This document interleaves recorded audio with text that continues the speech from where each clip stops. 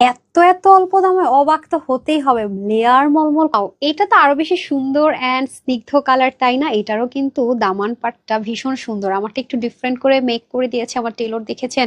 মলমল কটনের যে নিখুঁত কাজের ফিনিশিং চিকেন কারির বোরিং ওয়ার্ক সহকারে কি পরিমাণ সুন্দর। ওড়নাটা তো দারুণ থাকছেই, আবার দেখেন মডেলও কি সুন্দর করে মেক করে পরে আছে। সেম মলমল কটনের ড্রেস আজকে একের ঘরে 1700-1800 টাকা হলো একটা কথা ছিল। ইনারের ঝামেলা নেই, ওয়াশের রেস্ট্রিকশন নেই, তার মধ্যে ওড়না কত সুন্দর, নিচের কাজ কত সুন্দর, কালার কত সুন্দর, 3D ওয়ার্ক, এভরিথিং ফিক্সড করা। তাও যদি একটা কথা ছিল ওড়নাটা নর্মাল হতো, তা না? তাও কিন্তু না, সবকিছু এক্সপেন্সিভ হয়েও একের ঘরে এত এত এত কমে সলিড কটন। ইনারের ঝামেলা না, ওয়াশের রেস্ট্রিকশনে দেখেছেন যা আছে everything chikankari embroidery work. আর এই জিনিসটা কিন্তু আলাদা করে এমব্রয়ডারি ওয়ার্ক পার্লের সেট আপ করা, এটা 3D স্টাইলে করা, কাঁচা শাখাটা ফেডেড লাগছে, রাইট?